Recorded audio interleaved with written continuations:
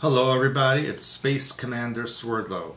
And Janet Diane Moria Swerdlow. And we're coming to you from a satellite far away from Pluto in the Kuiper Belt. There you go. And this is the Expansions News Addendum for the first week of September 2018. Yeah. And how is this possible? I will tell you that is now time travel is mathematically possible. I knew that a long time ago. Well, according to a group of scientists, especially this one, theoretical physicist and mathematician Ben Tippett from the University of British Columbia in Canada, your favorite country. They don't know anything. He said, quote, "People think of time travel as something as fiction, and we tend to think it's not possible because we don't actually do it, but mathematically it is possible." And did he say A after each sentence? Yes. And in a paper titled Traversable Acausal Retrograde Domains in Space-Time, or guess what, TARDIS, where have we heard that before? Ooh, let me think. Doctor Who. TARDIS for short. He outlines in his paper how a machine can manipulate the space-time continuum enough to travel backwards through time. Doesn't say forwards, only backwards. I travel backwards all the time. Big deal. This paper was published, and Elke travels backwards. Our Norwegian elk, and she walks backwards up the stairs. There's nothing wrong with her. Her head's on backwards. Yeah, that's it. Okay, the paper was published in the journal Classical and Quantum Gravity, and not only did this gentleman contribute, but other mathematicians from the University of British Columbia and the University of Maryland here in the U.S. wrote, "In this paper we present geometry which has been designed to fit a layperson's description of a time machine. It's a box which allows those within it to travel backwards and forwards," and this, they say, through time and space as interpreted by an external observer. So they said external observers would be able to watch the time travelers within this box evolving backwards in time, unbreaking an egg, separating cream from their coffee. And so to achieve time travel specifically backwards, the machine would need to have the ability to warp space-time, which is the connection of time in the physical universe. So physicists and mathematicians are working on this to publicly tell you what we already know. And Stuart talked about in Montauk Alien Connection, I believe, have a much more simple way of doing it. What? I have to talk about it on the simultaneous existence. Well, we do have that on our members site. If you're a member, you can watch. That's a tough way. That's a hard way of doing it. Watch our simultaneous existence videos because they're very fascinating.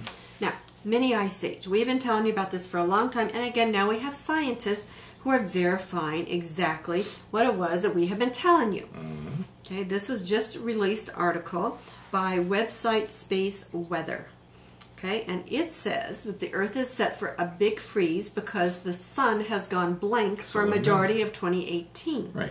It says the sun has been void of sunspots for more than half of the year, and therefore scientists believe the Earth could be in for a huge cold snap. So is this global warming? Now the scientists are saying it. No, because you know when it's snowing every place, they won't be able to say global warming anymore. Yeah, apparently we have had 241 days of 28 passing. The sun has been blank for the majority of the year. So as many people I've known. So the experts warn that this is a sign that the solar minimum is on its way. Yeah, although it's here.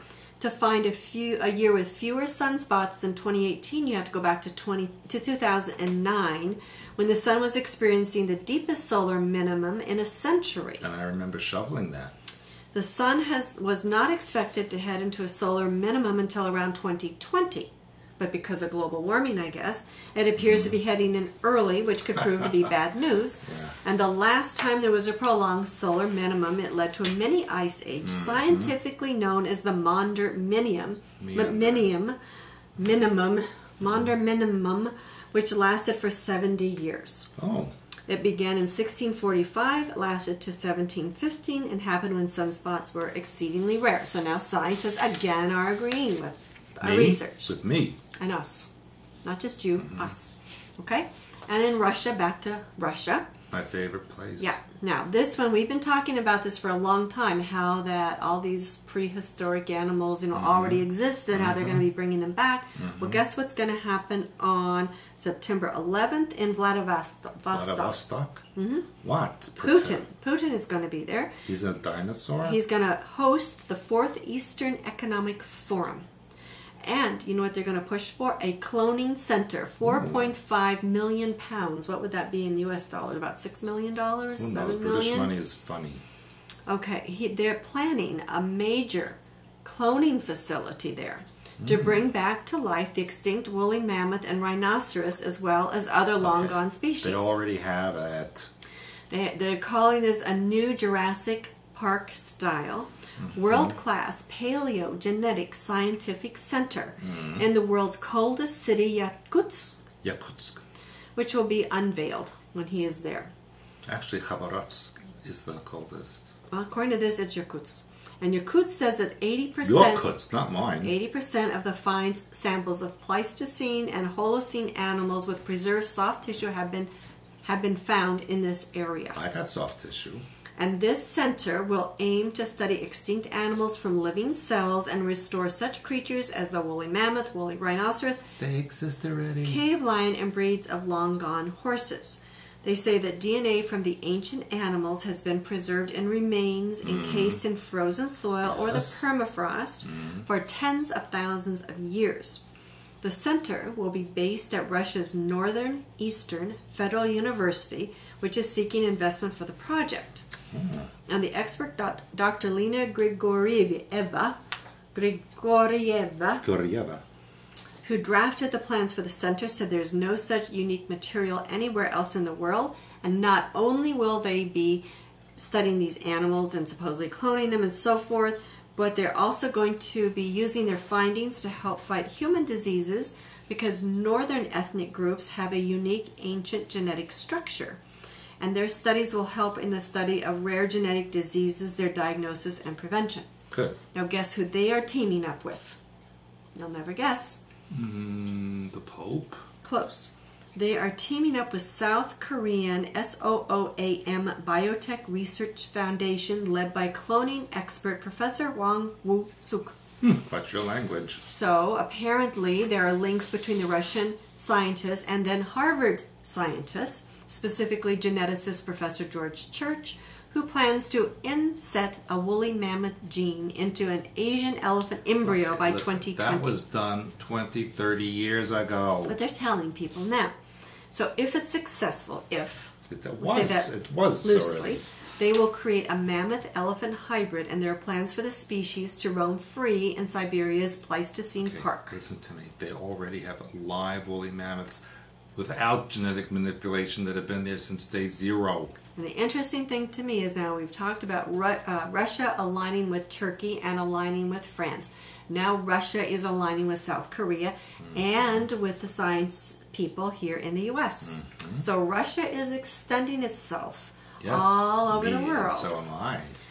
And then the last thing that I want to tell you about. Now this is in the state of Missouri. But misery. Missouri. It says that the Missouri Cattlemen's Association supported a bill to call meat meat. And you can't call How it unusual. meat if it doesn't come from livestock or poultry. Well, who would have thought of that? Now, the interesting thing is because when you were telling me about what you found out about this, I said to you, well, I can tell you what's going to happen. And sure enough, when I read the article, this is what happened. What? What happened was as soon as Missouri made this a law, again, sponsored by the Missouri Cattlemen's Association, guess who threw up their arms? American Civil Liberties Union of Missouri, the Animal Legal Defense Fund, the Good Food Institute, The and vegetarians. the company that produces Tofurkey. Yeah, I knew what that. Tofurkey, I have another delicious, name for them. Right?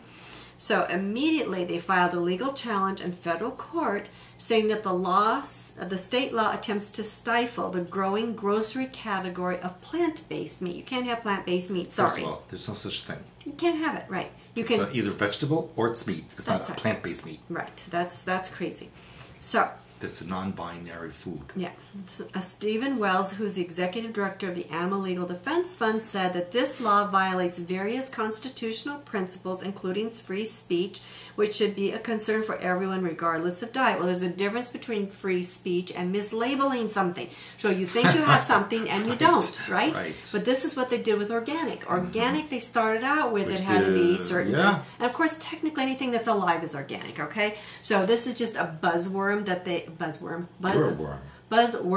they coined to market products to you. Because as I said, my grandfather rose everything quote unquote organic. You know, there was no pesticides, no herbicides. Before they didn't World exist. War II, everything was organic. Yes, my father talks about being 2-3 years old, working out in his father's garden, picking potato bugs and putting into water, because that's what you did back then. Bugs, potato bugs. B-U-G-S? Yes, potato bugs. You put bugs in water? Yes, to kill them so that they don't eat your plants. Oh. Potato bugs. Going to grow them or something. No. So point being is meat and plants are plants, and you can't combine the two unless people do it through genetic manipulation, and honestly I don't want to eat that. So don't call meat if it doesn't come from livestock or poultry, although they're probably going to put this in, because if once they challenge it here, every state is going to do the same thing. Yes, yes. The cattlemen's associations are going to get upset, so to speak, and then it will open the door for all these vegetarians to come in and fight it. But you know what, eventually, the big thing about that, the vegetarians will eventually collapse and die because they can't live anymore. Maybe, because they're going to be and too that'll weak. be the end of that. We'll have meat again. Yeah, too weak for meat, not eating correctly. All right, so with that said, I want to invite you to like, comment, respectfully please, and share. Please like our Facebook page, Expansions Facebook page. Join our membership site, expansions.com, so that you are supported in your daily journey. I will remind you of the White Owl Legends. If you are interested in Native American history, this is a fascinating read that was given to my father by a spiritualist transmedium that Stewart interpreted. So this has been around for a long, long time. So this is what you want to read. White Owl Legends. And that was also in Seattle. Seattle. And if you don't want to be programmed, then you want to read about the true reality of sexuality and 13 Cubed. All great reads. And I can put these 3 books, believe it or not, in one envelope and get those sent to you. So, and you can add a little one. I think I might be able to get a Hyperspace Helper, and Stuart says in there. So, but everything else, you know, you've got to do your work so that you aren't falling into these programming traps, and they will get you every which way they can. Get a membership, talk to other people, and expand your mind. So, thank you for joining us. Until next time. Bye for now. Bye.